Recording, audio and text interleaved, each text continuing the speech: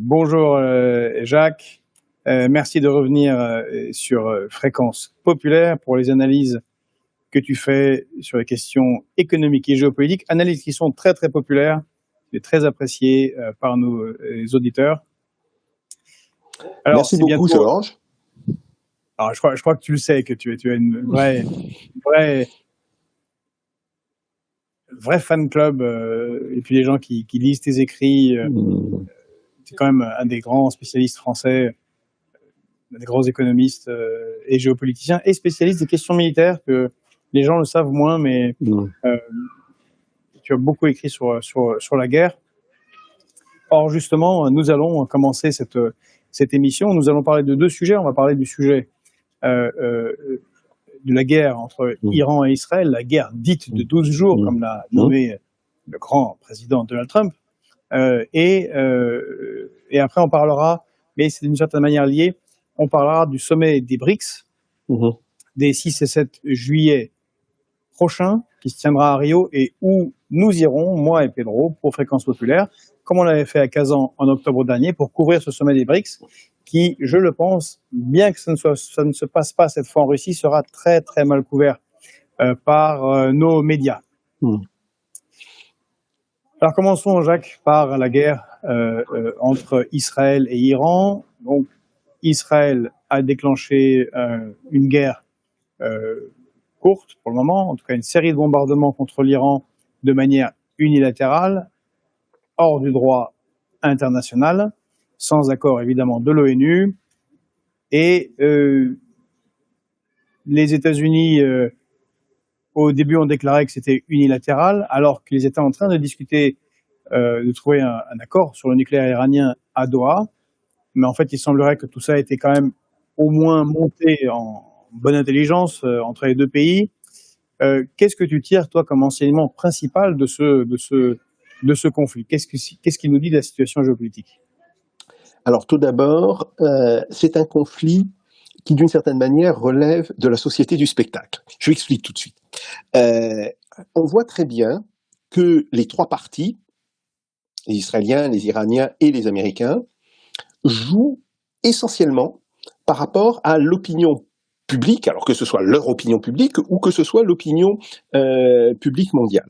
Et il y a quelque chose qui est très intéressant, c'est le fait que on ait cette espèce de désaccord massif entre l'administration Trump, entre Trump, son vice-président J.D. Vance, et les militaires américains sur l'efficacité réelle de certaines frappes. Je ne dis pas de toutes, mais de certaines frappes. Bon. Si on reprend de manière assez logique, il y a une institution qui dépend de la DIA. Alors la DIA, la Defense Intelligence Agency, est une agence de renseignement qui dépend des forces armées, qui est donc séparée de la CIA. C'est un petit peu l'équivalent chez nous de la DRM. Bien. Et la DIA, qui n'est pas spécialement, je dirais, performante dans le domaine politique, l'est par contre extrêmement dans le domaine technique, et en particulier dans l'analyse des effets des bombardements. Tout simplement parce que au sein de la DIA et au sein de l'US Air Force, on a un département qui s'appelle le Post-Strike Damage Assessment, donc l'évaluation des dommages créés par une attaque ou par un bombardement. Et la DIA maintient que l'attaque sur les 3 sites nucléaires, et en particulier sur le site nucléaire de Fordow, n'a donné que des résultats modérés. Bon. C'est pas du tout le discours que tiennent les 3 acteurs. Et c'est ça qui est intéressant. Alors, que Trump dise... Alors, pour rappel, ce résultat, ce que tu dis de la DIA, était leaké, comme on dit, par CNN, au point où le président des États-Unis, qui lui a dit que tout a été détruit par ce bombardement, a demandé à ce que la journaliste qui l'a divulgué soit licenciée. Voilà. Alors, que le gouvernement américain veuille présenter un narratif qui consiste à dire « oui, nous avons tout détruit, ça a été une réussite à 100%. » Bon, d'accord, on peut le comprendre. Que les Israéliens veuillent aussi ce narratif, ça se comprend aussi, mais pour une autre raison. Parce que si on ne tient pas ce narratif, si on reprend, je dirais, l'analyse de la DIA, bah, ça veut dire qu'ils ont fait une guerre pour rien. Il faut quand même le dire. Alors on va dire, mais pourquoi les Iraniens? Eh ben, les Iraniens ont tout intérêt à dire notre industrie nucléaire, notre secteur de l'enrichissement a été très gravement endommagé, s'ils veulent continuer à enrichir tranquillement sans qu'on vienne les embêter. Donc il y a d'une certaine manière une conjonction, pour des raisons différentes, des trois acteurs pour dire ces raids ont été un grand succès. Et donc je pense que la réalité est probablement assez différente et que l'Iran a probablement sauvegardé, si ce n'est la totalité, en tous les cas une grande partie de son stock de matières fissiles, c'est-à-dire grosso modo autour de 400 kilos d'uranium enrichi à plus de 60%, et qu'il va continuer, qu'il a conservé, que l'Iran a conservé des capacités, même si ce sont des capacités résiduelles, mais des capacités réelles, de poursuivre l'enrichissement. Donc ça, c'est un premier point. Après, il faut se dire, mais où en était ce programme?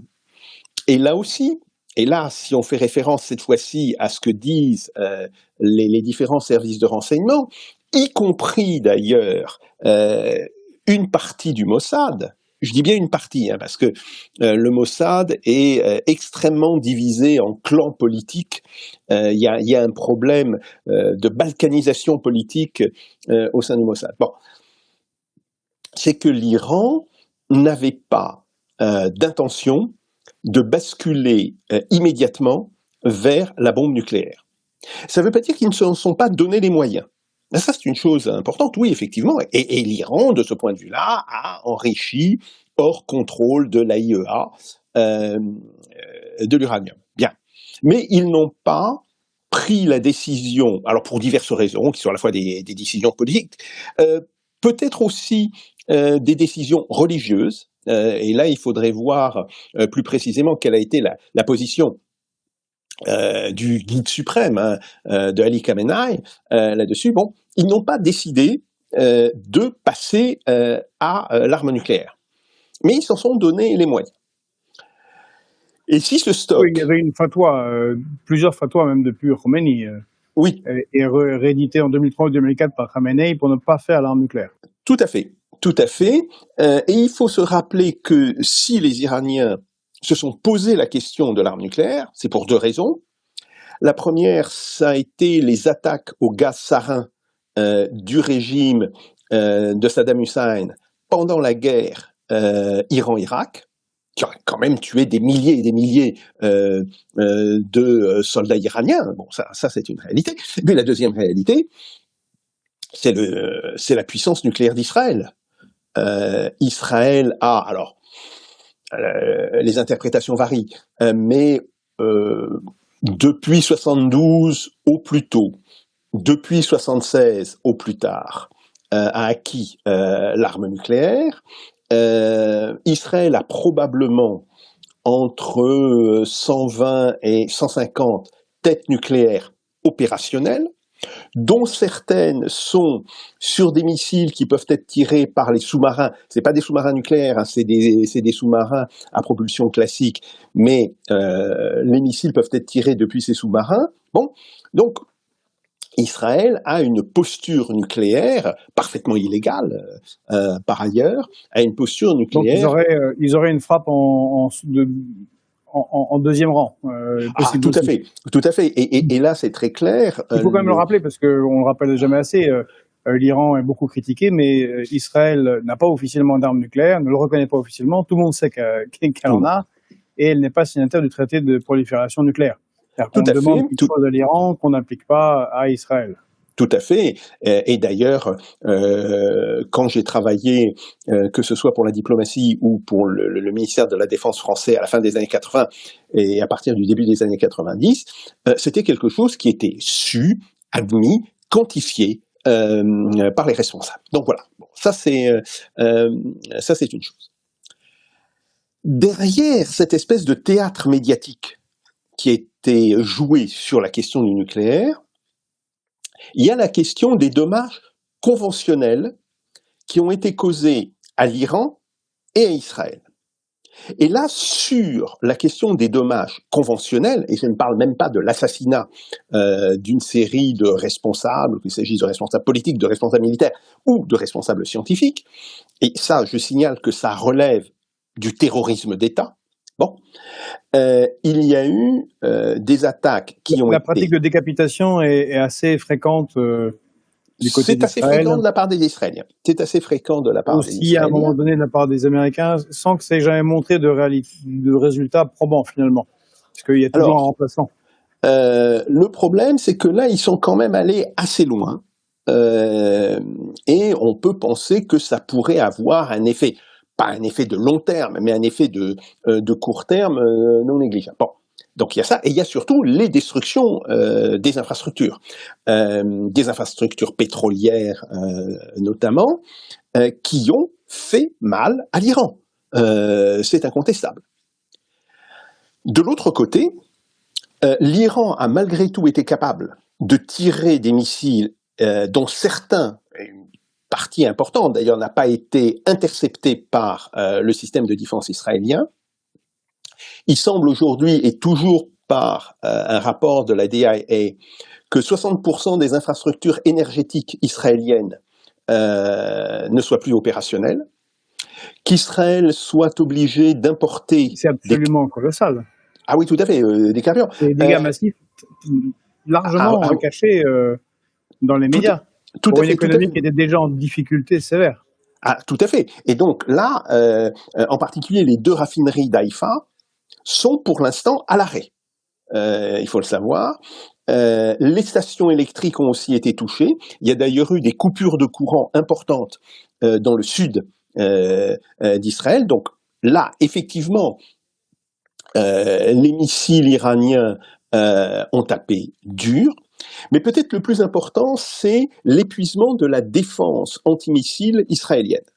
Alors on sait que les Israéliens disposent de 3 niveaux de protection antimissile. Un niveau, je dirais, à basse intensité qui est destiné à intercepter les roquettes tirées par le Hamas ou par le Hezbollah. C'est ce qu'on appelle d'ailleurs en réalité le dôme de fer. Puis un système qui peut intercepter des missiles avec une portée de 300 à 350 km, et enfin un troisième niveau qui peut intercepter ce qu'on appelle techniquement des IRBM, autrement dit Intermediate Range, c'est ça, IR, c'est-à-dire des missiles d'environ 2000 km de portée. Bon.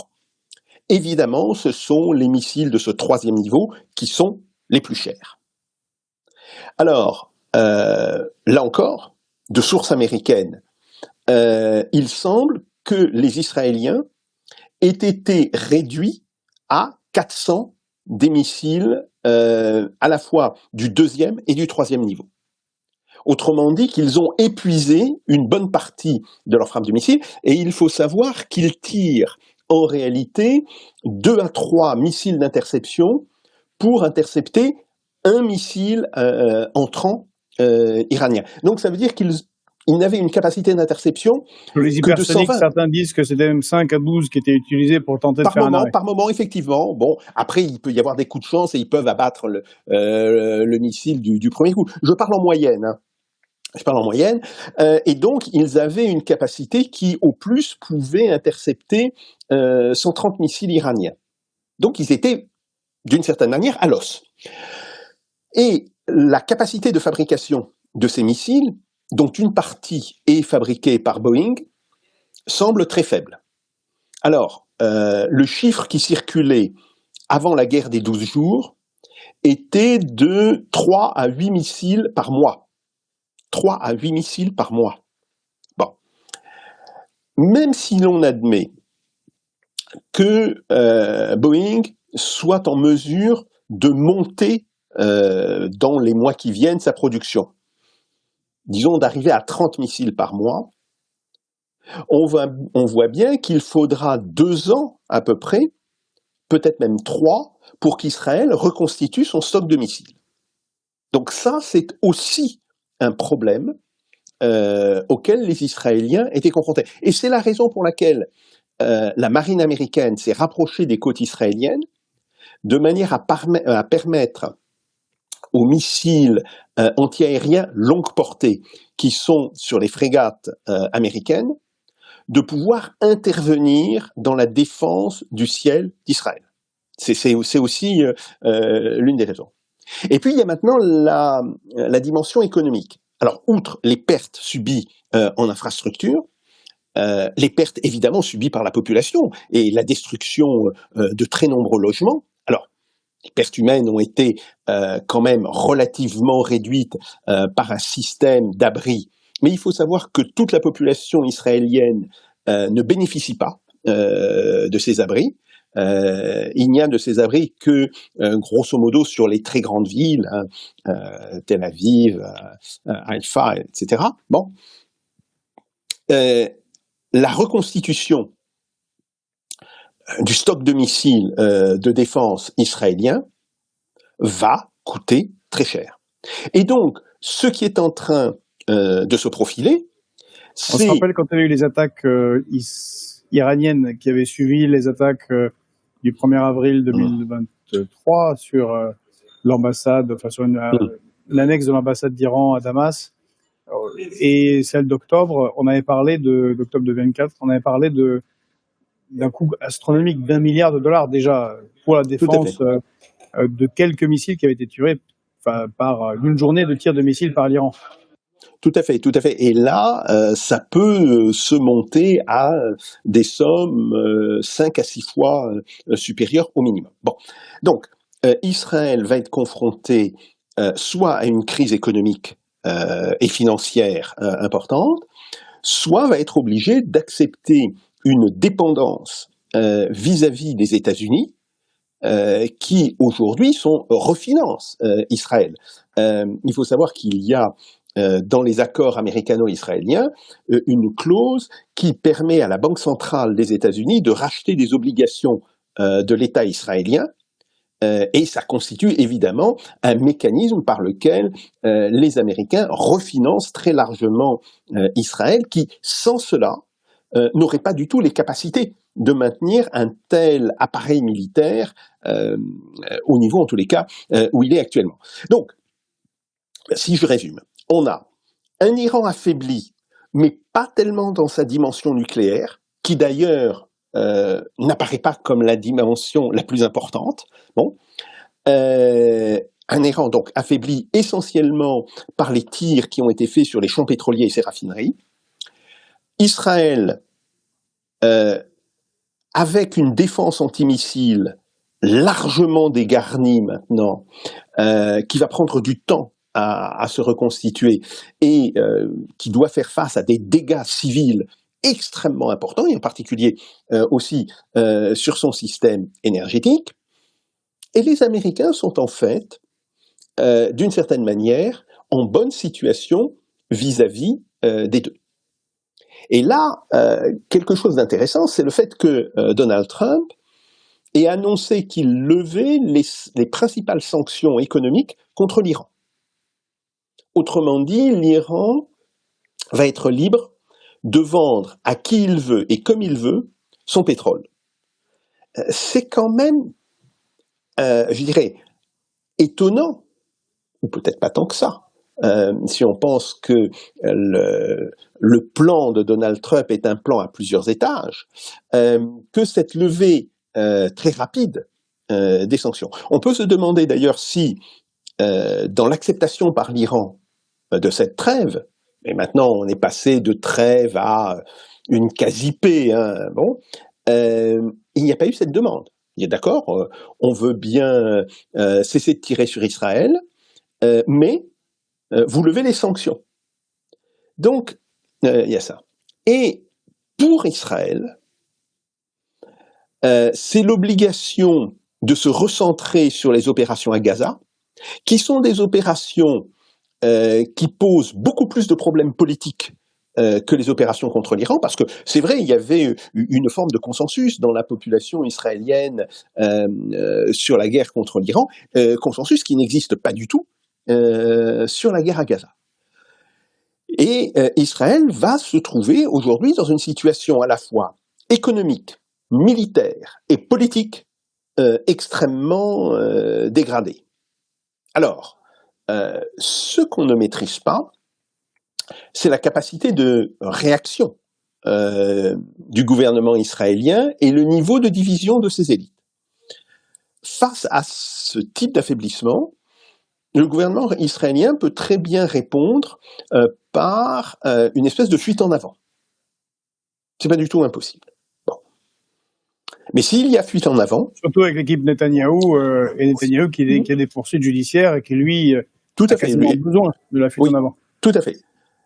Mais cette fuite en avant va poser des problèmes en termes d'objectifs stratégiques à Israël tout à fait redoutables. Par exemple, il est très clair aujourd'hui qu'un des objectifs inavoués de la guerre à Gaza, c'est le nettoyage ethnique. C'est vider Gaza de sa population. Bon.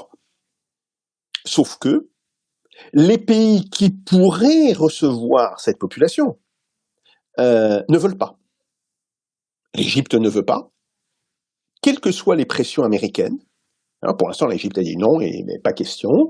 La Jordanie, qui par ailleurs est prêt à céder plein de choses aux Américains et au gouvernement israélien, refuse de recevoir une partie de cette population. Bon. Et donc, qu'est-ce qu'on fait? Qu'est-ce qu'on fait si il n'y a pas d'issue possible, eh bien, le gouvernement israélien va devoir reconnaître que son objectif de purification ethnique ne peut pas être atteint. Donc, en réalité, cette mi-trêve, mi-paix, elle ne satisfait que les intérêts américains et les intérêts personnels de Donald Trump à court terme. Elle satisfait modérément les Iraniens. Oui, bien sûr, ils ont pris des coups assez durs, mais ils peuvent maintenant, je dirais, rediscuter de leur programme nucléaire et peut-être se décider finalement de construire 6 à 8 têtes nucléaires purement symboliques, mais manière de dire, voilà, nous sommes à égalité avec Israël, même si c'est pas une égalité, en réalité, Israël serait très supérieur dans ce domaine-là. Bon, et le véritable pays, enfin le véritable vaincu de cette guerre, c'est beaucoup plus Israël. Et ça, c'est quand même quelque chose d'assez étonnant. Comment une succession de victoires tactiques cache, et aujourd'hui de plus en plus mal, une défaite stratégique en matière d'objectifs, en matière de stabilité du régime. Bref, là, il y a un vrai problème. Et donc, soit Israël prend le risque de rompre la trêve ou de monter en puissance sur Gaza avec un risque très net, c'est cette fois-ci de s'aliéner largement l'administration Trump et que l'administration Trump prenne des mesures de rétorsion importantes, ou Israël va devoir se poser le problème de sa stratégie. Et c'est un problème qui n'a pas été posé depuis des années.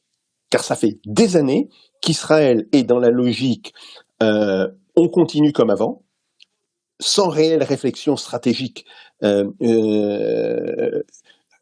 sur la région, et surtout qu'elle agit de manière contradictoire à ce qui pourrait être ses intérêts stratégiques.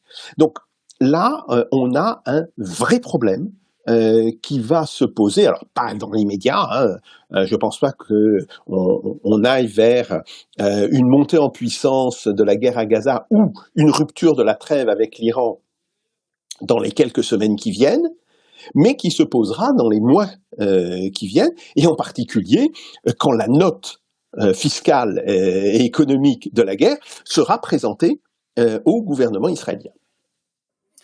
Alors, c'est très intéressant la manière dont tu abordes cette question, parce que tout ce que tu dis, c'est sous une omerta complète et totale en Occident, voire c'est considéré comme étant quasiment un soutien au régime des Mollahs, voire de l'antisémitisme. Or, tu rejoins là les positions d'un John Mearsheimer qui, depuis maintenant 2 ans, parle de cette défaite géostratégique majeure dans laquelle s'inscrit pas à pas Israël, après, comme tu dis, des victoires tactiques, ou ce qui semble des victoires tactiques, mais qui, au final, amènent à des sortes de victoires à la Pyrrhus et une situation géostratégique catastrophique. Donc, parce que là, quand même, ce que tu annonces, c'est qu'en fait, c'est une défaite d'Israël. Alors, une défaite de sa position de supériorité absolue, là, qui s'est complètement effondrée. C'était déjà très fortement atteint en 2006 lors de l'opération contre le Hezbollah au Liban. Mais là, c'est critique quand même. Il y a beaucoup de destructions, en réalité, qui ont choqué les Israéliens. D'ailleurs, certains Israéliens veulent partir, quitter le pays, au moins pendant une période estivale, pour voir comment ça se passe. Il y a des destructions massives sur des infrastructures, des manques de munitions. C'est une forme de défaite dont suivi comme tu le dis, d'une addition qui va être plus que salée économiquement, qu'il est déjà. Donc, en fait, soit c'est la fuite en avant, soit une réforme politique majeure pour mettre d'autres types de gouvernants à la tête d'Israël. Tout à fait. Et je dirais que la défaite est la plus importante dans le domaine de la souveraineté. En fait, avec cette guerre, Israël, qui a toujours été très dépendant de l'aide américaine, comme, il faut le rappeler, dans les années 50 et le début des années 60, Israël était très dépendante de l'aide française, en particulier dans le domaine militaire. Enfin, disons des bons accords qu'ils avaient passés avec le gouvernement français. Bien, Israël est passé d'une situation où certes elle était dépendante, mais elle gardait une autonomie de décision réelle, à une situation où cette autonomie va se réduire comme une peau de chagrin, et Israël n'aura pas d'autre solution que de faire exactement ce que le gouvernement américain exigera de lui. Alors, bien sûr, Israël peut chercher à mobiliser ses amis dans les médias, etc. Sauf que ça marche pas avec l'administration Trump, d'une certaine manière. L'administration Trump, c'est pas un article du New York Times ou un article du Washington Post qui va lui causer des soucis. Ça, il s'en fiche complètement en réalité.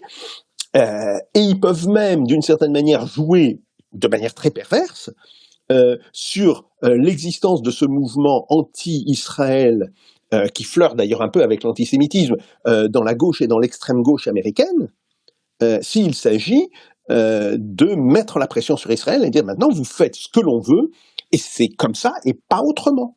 Bon, donc là, quand les Israéliens en prendront conscience de cette situation, chose qu'ils ont depuis 1948 cherché à éviter à tout prix.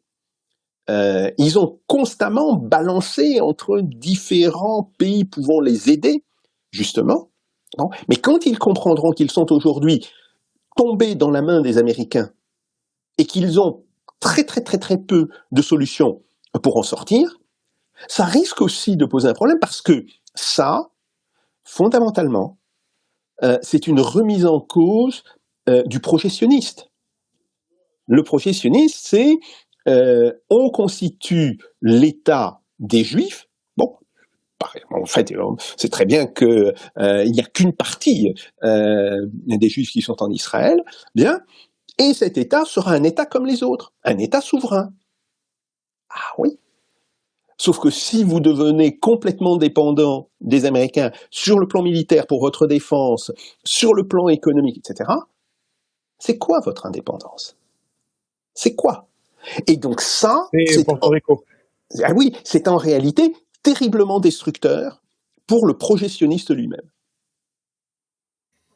Alors par contre, Jacques, du côté iranien, on sait qu'il y a eu quand même beaucoup de dégâts, en particulier, comme tu l'as dit, dans le cadre de l'élimination d'un certain nombre de dirigeants. Ça fait quand même mal, on peut dire. Il y a eu cette tentative de régime change, qui est aussi une pratique récurrente aux États-Unis, qui n'a pas l'air d'avoir beaucoup de succès, mais surtout de risquer de causer la mort de pas mal d'opposants qui ont malheureusement bougé une oreille, un peu comme ceux qu'il avait fait à l'époque de la guerre en Irak, où en 91, les Américains avaient appelé à un soulèvement, et puis comme rien n'avait suivi, mais c'est ceux qui sont soulevés et qui ont manifesté une velléité de changement de régime qui se sont fait taper sur les doigts, je veux dire, par le régime. Mais sur le nucléaire, est-ce que c'est pas là une défaite totale assez tragique, parce que même si l'Iran annonce avoir subi des dégâts importants, comme tu l'as dit, le gros a été sauvé, et ils ont de toute façon toutes les capacités pour récupérer relativement rapidement ce qui a été perdu en termes d'industrie et de scientifiques.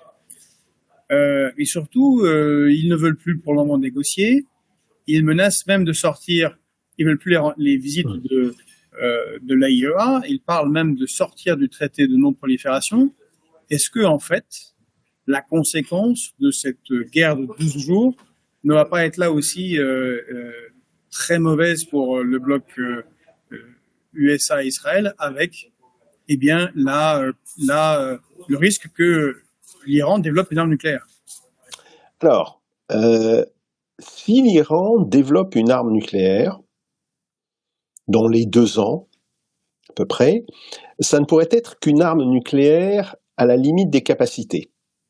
Je dis bien en termes de tête nucléaire militarisée, hein, parce qu'ils peuvent faire, même dès maintenant, ils pourraient faire un dispositif nucléaire. Bon, mais ça n'a pas beaucoup de sens. Bien. Donc, ils pourraient disposer de 6 à 8 armes d'ici 2 ans, peut-être 3. Bien. Après, il faut se demander à quoi ça va servir. Et là, la question c'est, est-ce que...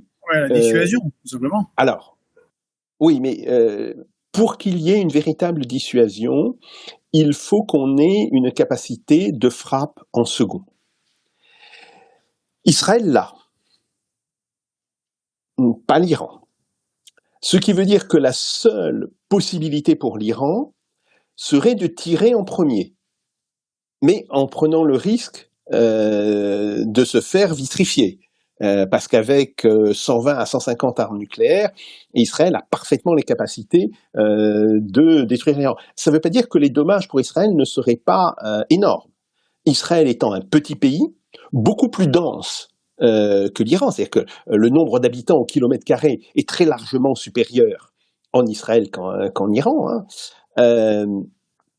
Évidemment, l'explosion d'une ou 2 armes nucléaires sur Israël pourrait provoquer 500 000, 600 000 morts immédiats, plus des morts résiduelles par la suite. Bon. Donc, la vraie question c'est, est-ce que symboliquement, le gouvernement iranien considérera que c'est son intérêt de passer au nucléaire, et que le fait de passer au nucléaire le protégera d'autres tentatives d'attaque, de décapitation, ce qui est le raisonnement qu'ont tenu les Nord-Coréens en réalité. Les Nord-Coréens se dotent de l'arme nucléaire pour qu'on ne les attaque pas avant. Et si c'est ce qui se passe, alors pour le coup, c'est tout le régime de non-prolifération qui s'effondre. Ou bien, est-ce que les Iraniens considéreront qu'il vaut mieux qu'ils restent dans la posture actuelle, autrement dit, avec la capacité de faire une bombe, mais sans la faire pour l'instant, parce que c'est ce qui leur permettra d'avoir le meilleur levier de négociation par rapport aux États-Unis, et comptant à ce moment-là sur la capacité des États-Unis à contrôler Israël de manière importante. Donc c'est ça en réalité la question pour les prochains mois ou la prochaine année. en se rappelant que, évidemment, ça implique que l'administration Trump se survive à elle-même. Et oui, il y aura des élections en 2028. Qu'est-ce qui se passe actuellement? Alors bon, même si actuellement les démocrates américains sont au fond du trou, on est quand même très loin de la prochaine élection présidentielle. Et ils ont toute possibilité de ressortir du trou dans lequel ils sont. Donc voilà, il y a un vrai problème stratégique. Et donc la question de savoir quelle est la décision stratégique qui sera prise par le gouvernement iranien est importante. Maintenant, le message envoyé par cette guerre est un message très inquiétant pour tout pays qui se sentirait potentiellement menacé par les Américains ou par l'un de leurs alliés. Et ça, il faut en avoir conscience. Historiquement, il y a eu un pays qui est sorti du nucléaire, un seul. C'est l'Afrique du Sud. L'Afrique du Sud avait construit entre 4 et 6 armes nucléaires qui ont été restituées aux Américains, qui ont été données aux Américains au moment du changement de régime et au moment où le gouvernement a ouvert ses négociations avec Mandela et donc a démantelé l'apartheid et ce genre de choses. Bon. Il y a le Brésil aussi qui est. Quoi? Le Brésil aussi pourrait faire une arme nucléaire. Alors oui, le Brésil a les capacités. Bon. Il faut rappeler qu'il y a 2 autres proliférateurs importants. Le Pakistan, qui cherche d'ailleurs à se doter de cette capacité de frappe en second, et l'Inde, qui... Les Pakistanais, la semaine dernière, ont annoncé des recherches sur les ICBM.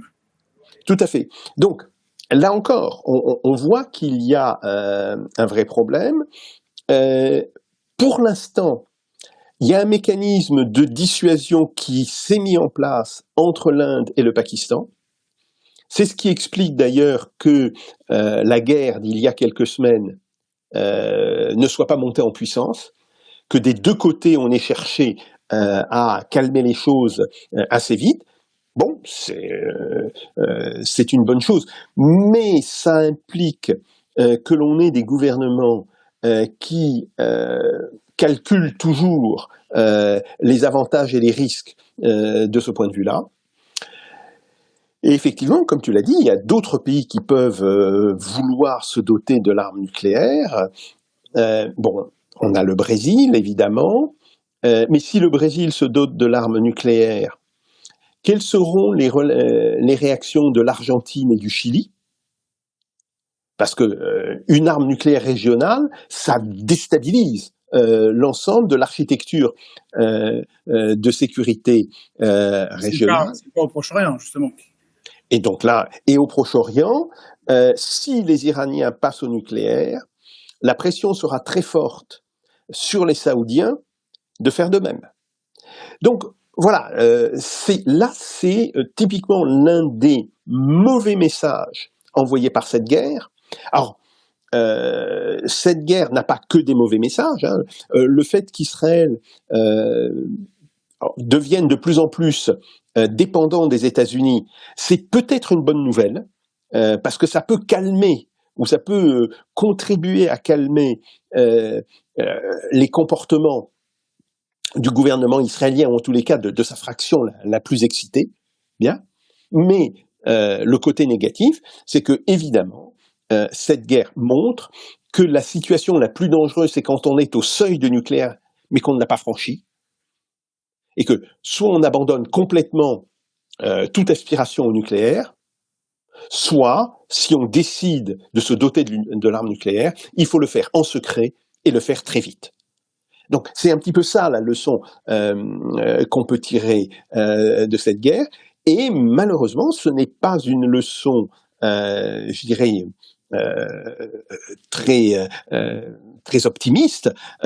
On le voit en particulier dans des régions où il n'existe pas de systèmes régionaux de sécurité. Alors bon, il n'y a pas de système régional de sécurité au Moyen-Orient, bien. Et il y a un faible système régional de sécurité en Amérique latine. Par contre, en Asie, à travers différents types d'alliances, il y a un système régional de sécurité beaucoup plus solide. Donc c'est pour cela que, d'une certaine manière, je vois moins les risques de prolifération se développer en Asie. Bon, alors on peut penser qu'il y a certains pays d'Asie qui pourraient avoir envie de disposer d'une arme nucléaire, la Malaisie, l'Indonésie, voire l'Australie. Bon, parce que l'Australie a un gros problème de déséquilibre de population par rapport à des possibles antagonistes. Alors, je parle même pas de la Chine, mais même par exemple de l'Indonésie. Bon, mais c'est beaucoup plus sur des régions où il n'y a pas de véritable système de sécurité. Et aujourd'hui, on voit bien que c'est essentiellement sur l'Amérique latine que la question va se poser. Donc presque une guerre pour rien et au risque d'une prolifération nucléaire, pourrait-on dire. Oui, tout à fait. Pas tout à fait pour rien, puisque elle aboutit quand même, à la fin des fins, à un affaiblissement considérable d'Israël, qui met Israël de plus en plus dans la main de son protecteur américain. Bon, mais c'est vrai que c'est prendre de très grands risques au niveau de l'ensemble de la stabilité internationale pour arriver à ce petit résultat. Alors merci Jacques. Pendant que l'Occident continue ce genre de guerre un peu néocoloniale qui ne mène pas à grand-chose, les BRICS, eux, se constituent.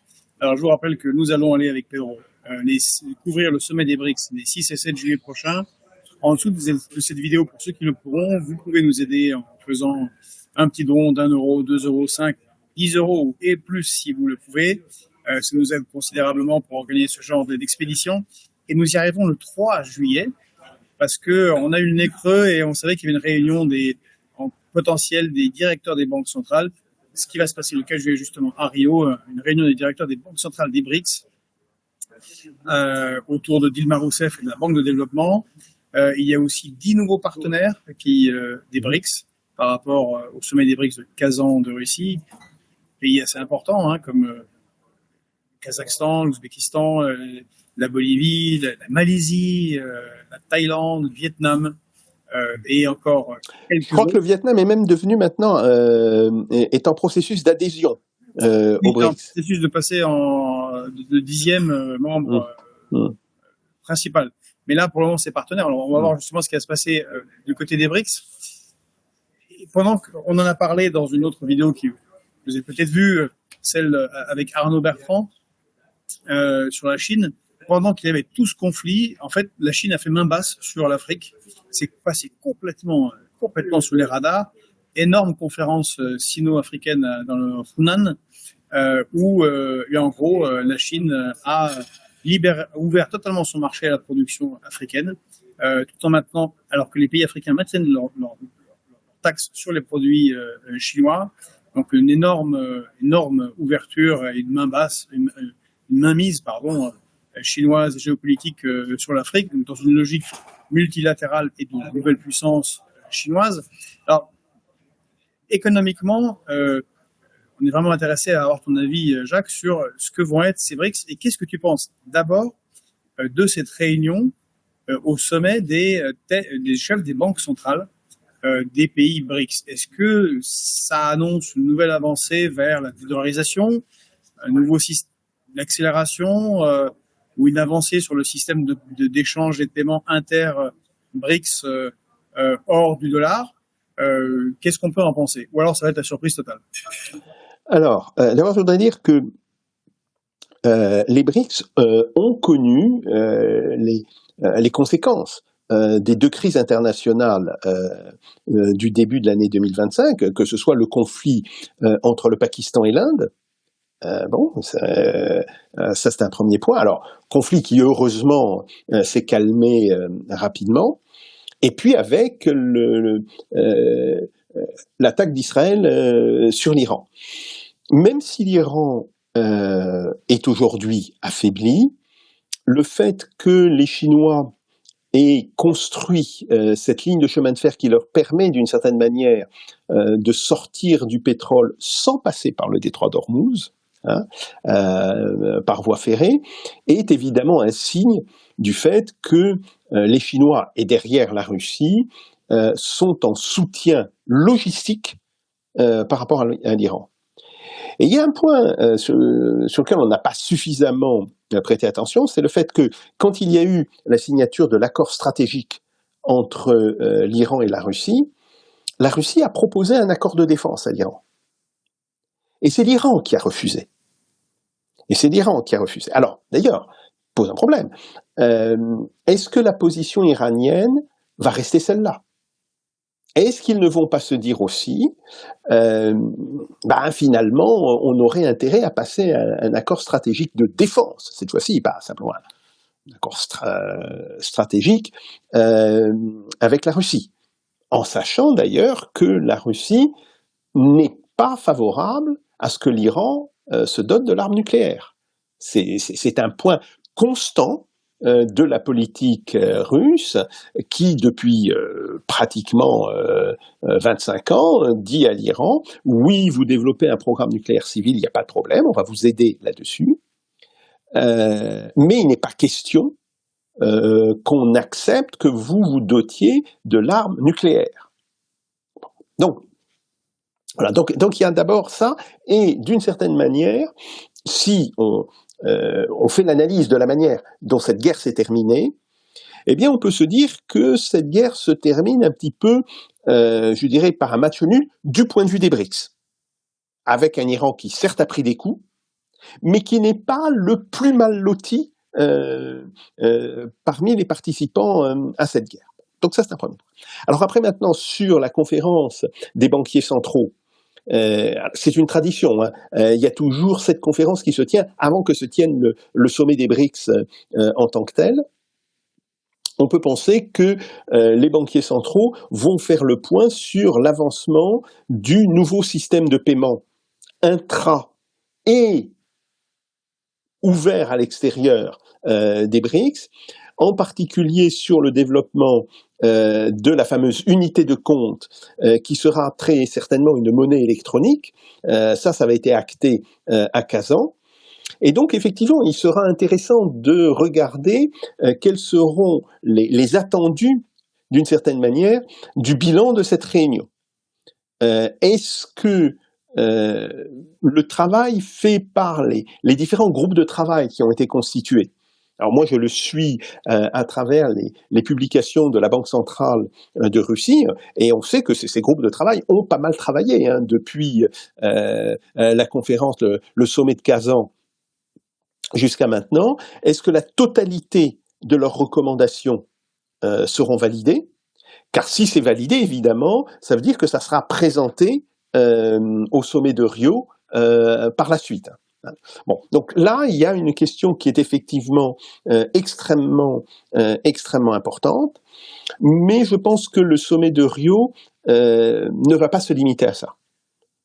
Même si évidemment les Brésiliens d'ailleurs sont parmi les grands soutiens à la création de cette unité de compte intra-BRICS, et même ouverte aux pays partenaires. Bon, je pense qu'il y a d'autres sujets qui seront traités. Il y a des sujets certainement de nature géopolitique. Et à travers ça, effectivement, est-ce que la liste d'adhésion au BRICS va se réouvrir? Donc, il n'y a pas que le Vietnam, il peut y avoir d'autres pays qui souhaitent rentrer dans les BRICS. Et puis, est-ce que les BRICS vont, plus exactement, comment vont-ils se positionner par rapport au projet protectionniste des Américains, de Donald Trump, fondamentalement, et grosso modo, vont-ils commencer à énoncer des règles de commerce qui, évidemment, commenceraient par s'appliquer essentiellement dans le commerce entre les BRICS et avec les pays partenaires des BRICS, mais qui pourraient être, d'une certaine manière, ces règles pourraient être précurseurs de futures règles internationales. Donc ça, c'est une véritable question. Et là-dessus, pour l'instant, j'ai vu très peu de papiers importants circuler. Alors, il y a beaucoup de papiers qui réaffirment des grands principes. Oui, grands principes, tout le monde est d'accord. Hein. Bon, et tout le monde considère qu'il vaut mieux être riche et bien portant que pauvre et malade. Bon, mais il y a très peu de papiers qui touchent à la technique même, sauf sur la question de l'unité de compte, où là, effectivement, il y a des papiers qui ont bien avancé, en particulier en Russie, mais on voit d'autres. Il y a des papiers qui sont écrits par des économistes brésiliens, qui sont importants. Aucun de ces papiers n'est pour l'instant officiel, et c'est peut-être l'une des choses à attendre de cette réunion des banquiers centraux, de voir jusqu'à quel point ces différents papiers seront repris cette fois-ci de manière officielle par l'ensemble du système international monétaire des BRICS.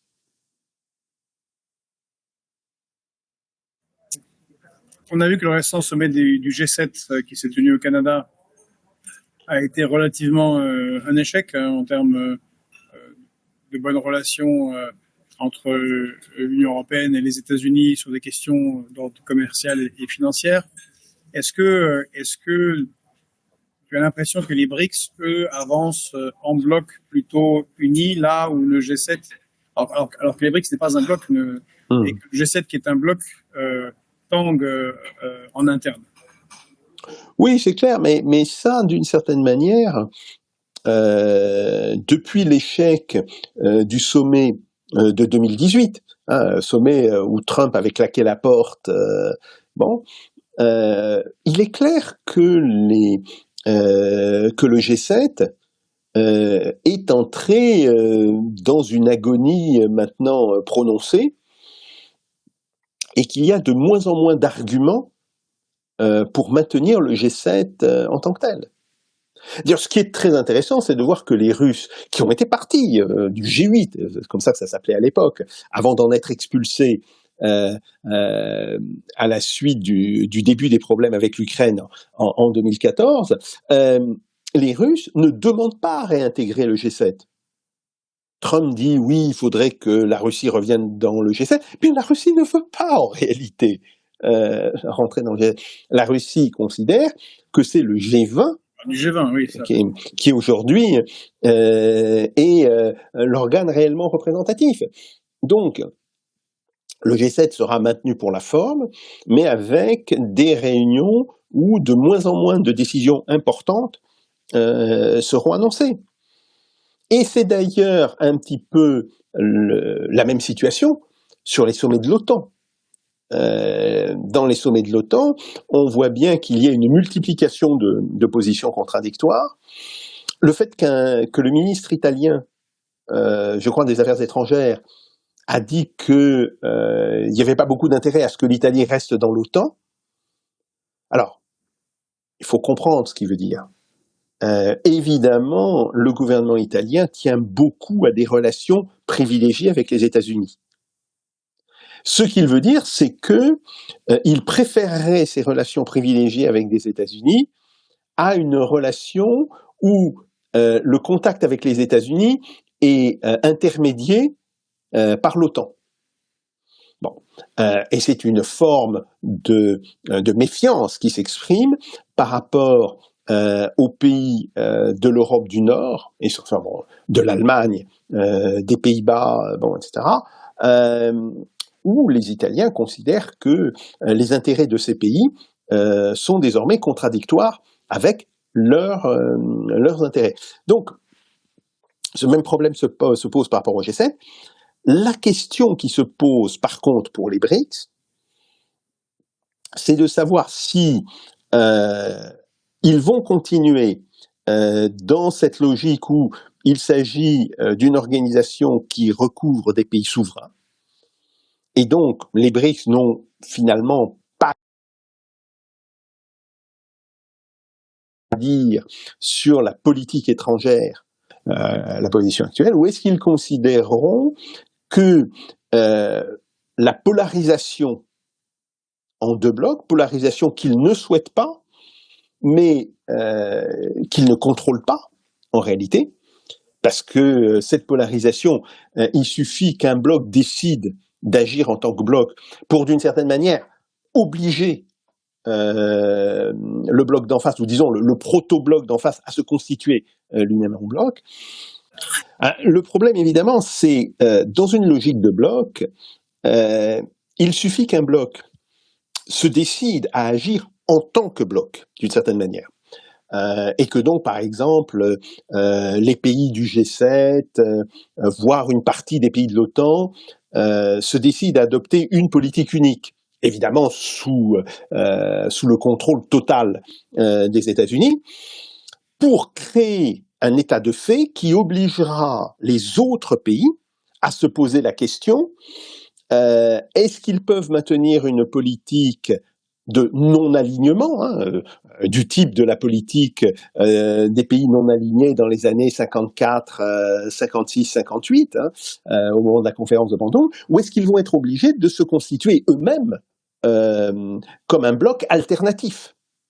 Donc ça, c'est une question qui n'est pas tranchée pour l'instant.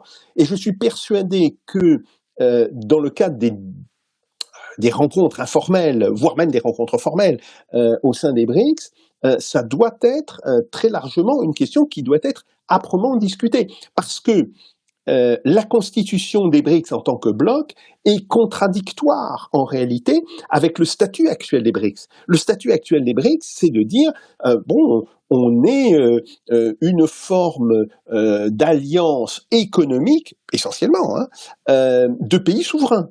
Donc, ce qui veut dire qu'on ne touche pas à la politique étrangère de chacun de nos pays membres. Sauf que l'on voit bien qu'aujourd'hui, cette politique, elle a des aspects économiques et que, inversement, la politique économique de ces pays prend des dimensions de politique étrangère. Ce qui pose, d'une certaine manière, la question du statut de l'Inde. L'Inde dit depuis maintenant, depuis le début, depuis l'Inde indépendante, depuis 1948, qu'elle est sur une politique qui voulait se maintenir à égalité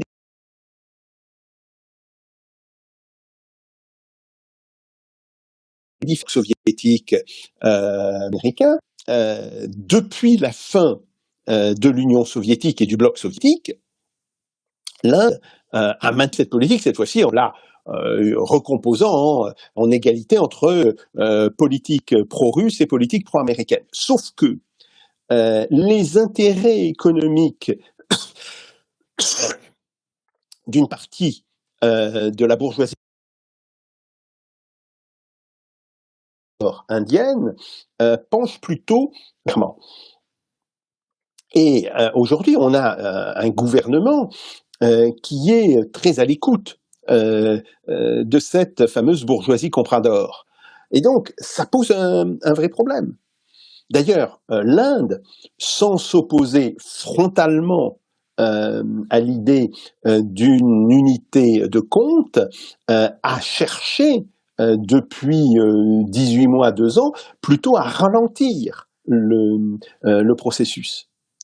Donc, ça va poser un véritable problème et d'une certaine manière, le renforcement des BRICS, la reprise du processus d'adhésion peut être un moyen utilisé par la Chine, la Russie et l'Inde pour faire pression. La Chine, la Russie, excuse-moi, et le Brésil, pour faire pression sur l'Inde, pour leur dire, mais regardez, si vous sortez des BRICS, vous perdez un accès extrêmement important à des marchés internationaux.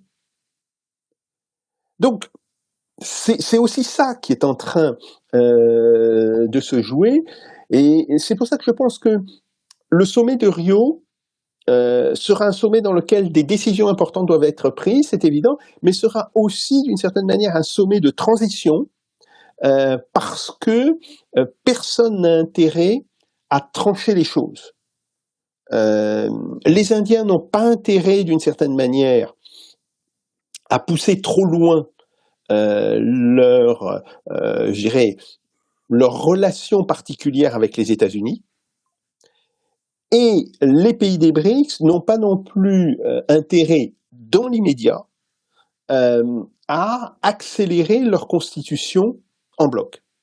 Il n'en reste pas moins que si les pays occidentaux constituent réellement un bloc plus ou moins cohérent, je vois mal comment les BRICS pourront éviter de eux-mêmes se constituer en bloc alternatif. Très intéressant, donc on va aller observer tout ça directement à Rio.